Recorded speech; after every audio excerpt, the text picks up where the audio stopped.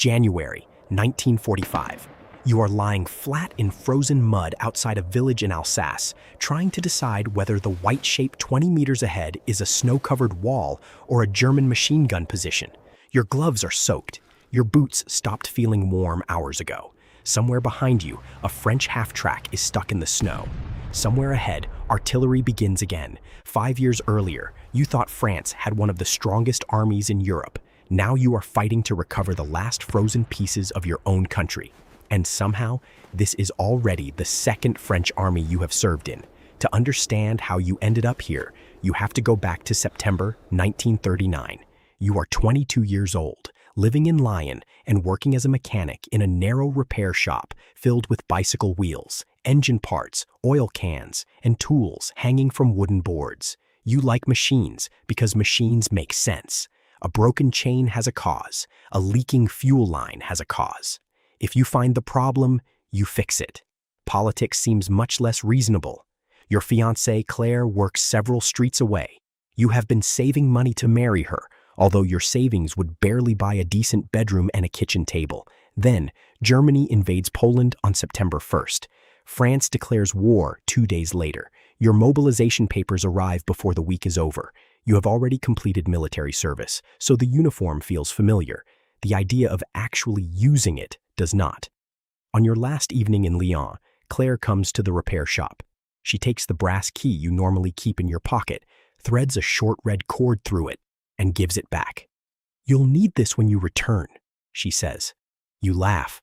Both of you still imagine your absence being measured in months. You join an infantry regiment moving toward northeastern France. The country expects battle. Instead, autumn becomes winter, winter becomes spring, and almost nothing happens. French soldiers call the period the drôle de guerre, the strange war. Across the frontier stands Germany. Behind much of the border stands the Maginot Line, a network of fortifications France has spent years building.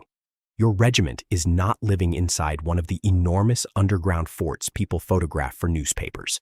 Most of your days are spent in smaller defensive positions, temporary shelters, muddy roads, villages, and fieldworks. You dig, you train, you clean your rifle, you listen to rumors. One soldier claims the Germans will attack next Tuesday. Another says Hitler cannot afford a war in the West.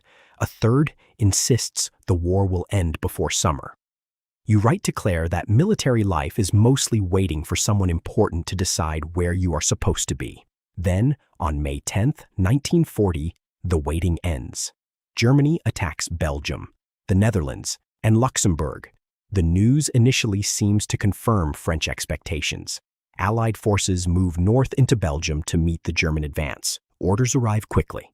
Trucks fill the roads. Artillery columns begin moving. You feel something close to relief. At least now the war has a direction. But while much of the Allied force is moving north, the most dangerous German armored formations are pushing through the Ardennes farther south. The forested region has not been left undefended, but French planning considers it a difficult route for a major armored breakthrough. The Germans are about to prove how dangerous that assumption is. Your regiment is shifted toward the Meuse sector. Before you even see German tanks, you see their aircraft. The sound arrives first. Then, men start pointing upward. Dive bombers fall toward positions near the river. The noise is so violent that for several seconds, you forget every instruction you were given about what to do during an air attack. The ground jumps. Telephone lines are cut. A truck catches fire. Someone shouts an order you cannot hear. You press yourself into the earth and discover that a uniform does not make fear feel any more professional. German troops force crossings around Sedan. Armored columns begin breaking through. What happens next feels less like a battle than the destruction of a timetable. Orders arrive late. Some units are told to hold positions already abandoned by neighboring formations. Others retreat because they believe they are being surrounded. Roads that should carry reinforcements fill with civilians. You see families pushing bicycles loaded with blankets, mattresses tied to cars, children sitting on carts, elderly people walking beside livestock. They are moving south. So are you. That is the moment you realize something has gone terribly wrong. You had imagined retreat as an organized military maneuver. This is not that. A column moves 10 kilometers and stops because the road ahead has been bombed. An officer redirects everyone east. Another officer sends them back west. Aircraft return. Fuel runs low. Men become separated from their companies. Villages wake up French and go to sleep with German vehicles already beyond them. France has millions of soldiers under arms. Many units fight hard, but bravery cannot repair a front that is being penetrated faster than information can move through it. Your world becomes smaller. You stop thinking about the entire war. You think about the next bridge, the next crossroads, the next place where your platoon can stop for 10 minutes without aircraft appearing. During one rearguard action, you lie behind a stone wall beside a road and fire at distant movement until your rifle barrel becomes hot. A French gun behind you fires 3 shells. Then it stops. No ammunition. The crew destroys the breach before retreating. You look at the brass workshop key hanging beneath your shirt. For the first time, you wonder whether the building it opens will still belong to the same country when you return. Paris falls on June 14th. You hear about it from another soldier beside a farm track. Neither of you says anything for several seconds.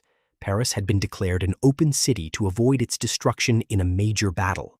German forces entered without the street-by-street fight many people had expected. The capital is gone. The army continues fighting elsewhere, but everyone understands what the news means. Your unit retreats farther south. Then comes another message. An armistice is being negotiated. On June 22nd, France signs it. Your war is apparently over. You do not feel defeated in one dramatic instant. Instead, there are instructions. Weapons are collected. Units are reorganized. Men are told where to go. You eventually return to Lyon carrying a bag, a worn uniform, and a brass key on a red cord. Claire meets you outside the repair shop. For a moment, she simply looks at you. Then she asks for the key. You give it to her. She opens the door. "Still works," she says. The sentence nearly breaks you. France has changed while you were away. The North and West are under German occupation. The government operating from Vichy controls the unoccupied zone and begins collaborating with Germany. Marshal Philippe Pétain presents the new order as a way to preserve what remains of the country. From London, Charles de Gaulle argues that the war is not finished and calls on French people to continue fighting. You listen to broadcasts quietly, but you do not leave. Not yet. This is one of the things people rarely admit afterward. History makes decisions look immediate. Living through history means hesitation. You have Claire, you have work. You have already watched one army collapse. You are not certain that disappearing to follow a general in London will accomplish anything except getting you arrested. So you repair machines. Fuel becomes difficult to obtain. Food is rationed. Customers arrive with bicycle tires patched 3 times because replacements are scarce. Official posters appear on walls. News is censored. Political repression grows. Vichy authorities cooperate with persecution, arrests, and anti-Jewish measures while resistance networks slowly expand. France has not stopped existing. It has become divided between governments, armies, loyalties, fears, and different ideas of what being French now requires. Then, November 1942 changes the situation again. Allied forces land in French North Africa. After complicated fighting and political maneuvering, French forces there increasingly join the Allied side. Germany responds by occupying the previously unoccupied zone of metropolitan France. German troops now appear in Lyon. The remaining Armistice army is dissolved. You stand inside the repair shop watching military vehicles move along the street. For 3 years, you have told yourself you are waiting to understand what comes next.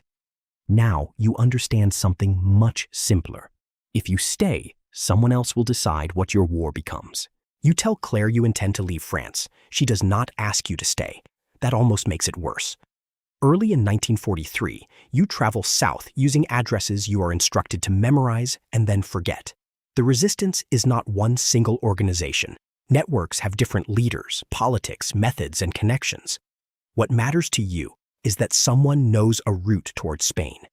You cross the Pyrenees with a small group. The mountains are nothing like the patriotic posters from 1939. There is no flag, no music, only darkness, snow, wet stone, and the sound of people trying not to breathe loudly. At one point, you slip. Your coat catches on rock. The brass key tears free from beneath your shirt and lands in snow. You crawl backwards, searching for it with bare fingers. The guide whispers furiously that you must move. For a second, leaving the key seems reasonable.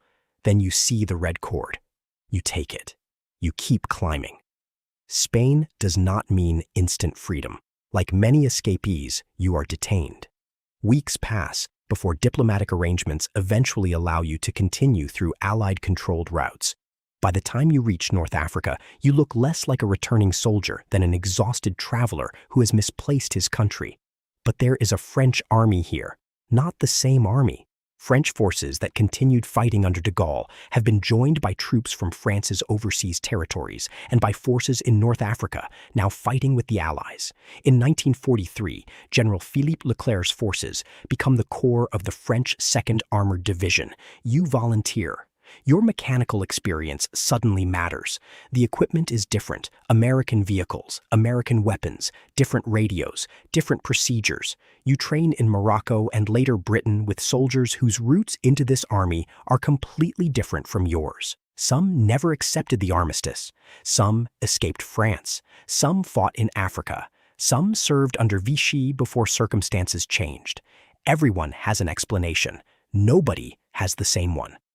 On June 6, 1944, Allied troops land in Normandy. You do not. Your division is still in Britain. You spend D-Day listening to reports while thousands of American, British, Canadian, and other Allied soldiers fight onto the beaches. France is being invaded in order to be liberated. Even after 5 years of war, the sentence sounds strange. Your turn comes in August. The 2nd Armored Division lands in Normandy and begins moving inland. You climb into a half-track on French soil for the first time since 1940. The road is lined with destroyed vehicles, damaged farms, military signs, craters, and civilians emerging carefully from buildings. You remember the retreat, same country, opposite direction. This time, German units are the ones being forced backward. But victory from the inside is not clean. Destroyed tanks smell of burned rubber and fuel. Norman towns have been shattered by fighting and Allied bombing. French civilians cheer you in one village and search ruins for relatives in the next. Liberation and destruction can occupy the same street.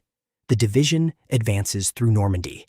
Then, the political and military focus turns toward Paris. An uprising has begun inside the capital. Resistance fighters and police seize positions. Barricades appear. German forces still occupy the city. The Allies had considered bypassing Paris temporarily to maintain momentum eastward, but circumstances change.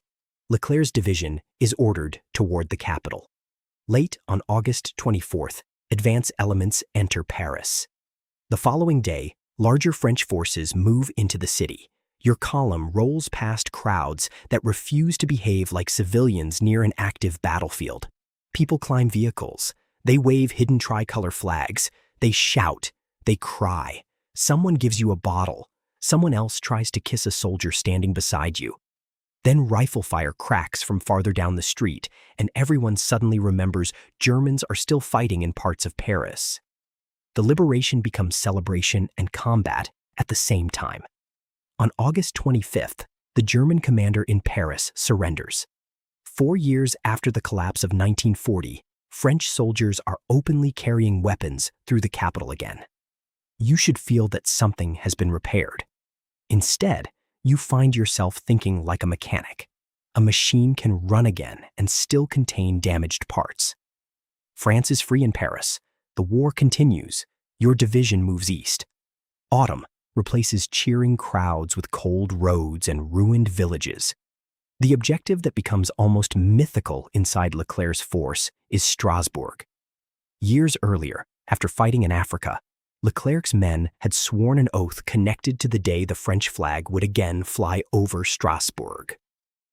On November 23, 1944, the 2nd Armored Division enters the city. You see French flags appear from windows. People have been waiting years to display them. But Germany still holds territory in Alsace. Which brings you back to the snow. January 1945. The frozen ditch, the white wall ahead, the Colmar Pocket, has become one of the final major German positions on French soil. French and Allied forces fight through a brutal winter to eliminate it. The wall ahead of you finally moves, not a wall. A soldier. You fire. The rest happens quickly. Noise, snow kicked into the air, men shouting, a vehicle reversing, then silence again. This is the part nobody explained in 1939. You can survive years of war and still be terrified during 10 seconds of it. By early February, the Colmar Pocket collapses. Most of France is finally free. Then the war crosses into Germany itself. You had once imagined Germany as a single enemy shape on a map. Now you see towns, farms, frightened civilians, surrendered teenagers, exhausted older soldiers, displaced workers, prisoners, and roads filled with people trying to get home. As Allied armies advance, concentration camps and prisons are uncovered. Evidence of industrialized persecution and murder becomes impossible to dismiss as wartime rumor. You do not need to personally enter one of the camps to understand what has been found. Photographs circulate, witnesses speak, survivors appear on roads and in military facilities.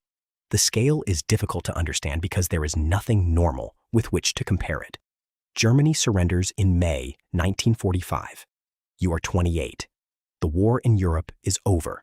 There is no final explosion, no great silence across the continent. Vehicles still move, orders still arrive, prisoners still need processing. Millions of displaced people still need somewhere to go.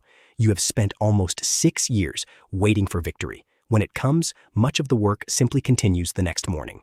Months later, you return to Lyon. The repair shop is still there. The paint is faded. One window has been replaced. The metal shutter catches halfway up. Claire waits beside the door. You remove the brass key from the red cord, the same key she gave you in 1939. You place it in the lock. Turn. Nothing. You try again. Still nothing. Claire watches you struggle for several seconds before finally laughing. We changed the lock 2 years ago. You stare at her. For 6 years, you carried a key across France, over the Pyrenees, through Spain, North Africa, Britain, Normandy, Paris, Alsace, and Germany. And for 2 years, it has opened absolutely nothing. Claire reaches into her pocket and gives you the new key. That is when you understand something the war has been trying to teach you since 1940. Returning home does not mean returning to the life you left. France is not the France of 1939. You are not the man who walked away from this workshop. Some people resisted, some collaborated. Millions simply tried to survive circumstances they could barely control. French soldiers fought in 1940 in Africa, in Italy, in Normandy, in Paris, in Alsace, and inside Germany. Others spent the war as prisoners. Others never returned. There is no single experience that explains what France was during World War II. There is only the uncomfortable truth that a country can collapse without disappearing, survive without remaining unchanged, and eventually win a war after first suffering one of the most devastating defeats in its history. Years later, the old brass key hangs from a nail above your workbench. It no longer opens anything. That is why you keep it. Because for almost 6 years, you believed you were fighting your way back to the door it belonged to. Only afterward did you realize the real task was building a life behind a completely different one. If you want to experience another chapter of history from inside the life of an ordinary person who lived through it, subscribe. Because from far away, history looks like borders, dates, arrows, and victories. From inside it, you are usually just trying to make it through tomorrow.